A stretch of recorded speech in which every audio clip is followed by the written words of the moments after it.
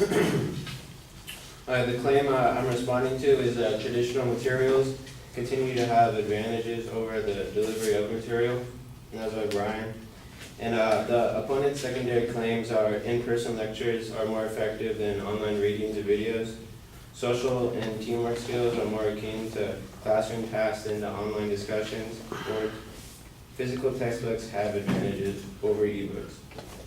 So my first response to secondary claim 1 is that the first piece of evidence given for the claim is not sufficient enough to support the claim. And it's a quote. At a recent seminar, I listened to many of them insist that students could learn to fly, could learn if a professor was at the other end of a log, or at least wandering around the room. And it's kind of making the assumption that all students feel this way, so I don't believe it's very good evidence to support it. And also the average cost of the traditional degree versus the cost of an online degree is not considered.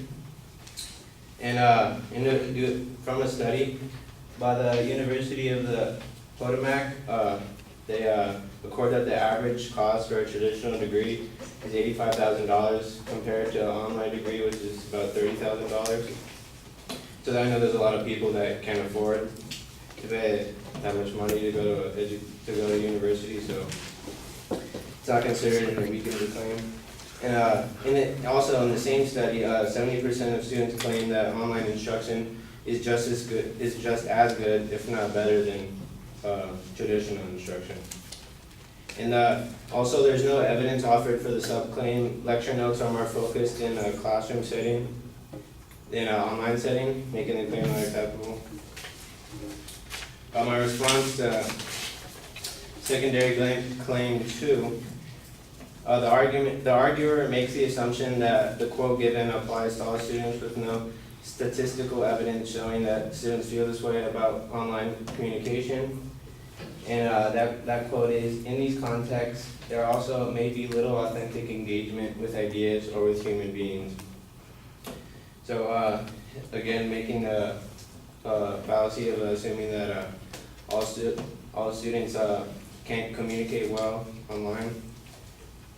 And the quote given is also irrelevant because it does not prove the subclaim, which is students can converse thoughts and ideas faster through digital messaging. It only says it's less authentic, so it makes the quote irrelevant. And my response to secondary claim 3 is there's not a sufficient amount of evidence offered for the claim. The arguer only uses a personal experience. That was a very specific case, and it's debatable whether it can be applied to other students. And also, the cost of textbooks versus online ebooks is not considered. Therefore, it diminishes the claim. In a survey done of 253 intro econ students, 124 used traditional books for the course, and 129 students used online books for the course. And in total, the students who used traditional books paid about $10,000, and individually paid $87. But the 129 students who used online textbooks spent about $3,000 in total, and with the individual cost being $24.76. So in conclusion, these responses diminish the argument. Thank you.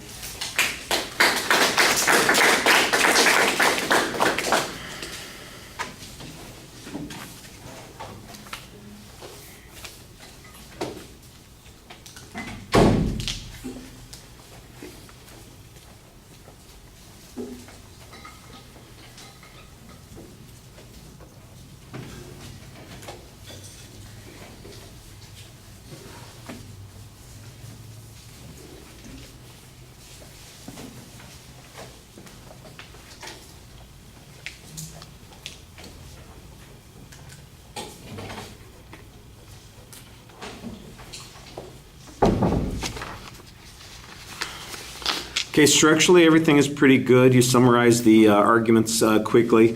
You challenged the sufficiency of the proof on the first point. The one quote from one participant in a seminar doesn't necessarily allow us to reach a reasonable conclusion here. That's, I think, a reasonable press there. It would be nice if you had some additional data on your own to challenge that. I did think that the argument that you're making about the cost comparison here comes up in a couple of places, and I'm not sure that the cost issue directly contradicts the positions that the advocate's talking about. What you ought to be arguing is that there may be more important considerations in deciding what is effective, what is practical, what is useful. The one piece of evidence that I thought that was pretty effective on this point was the information that said that students thought 70% that the education they were getting online was just as good as they would get in the classroom. That applies much more directly, and that works pretty well. The second point, you basically have another evidence challenge here, and it's a reasonable press here. You're suggesting that the advocate made a sweeping generalization, and you sort of explained that.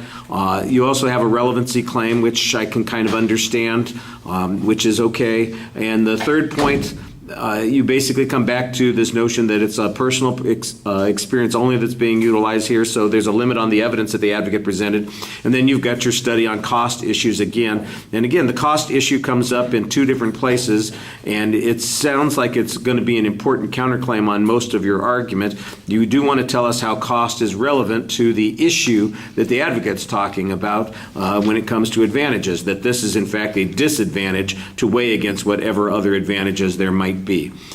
All right, a lot of reading too, so you want to try and talk to us a little bit more. Thank you.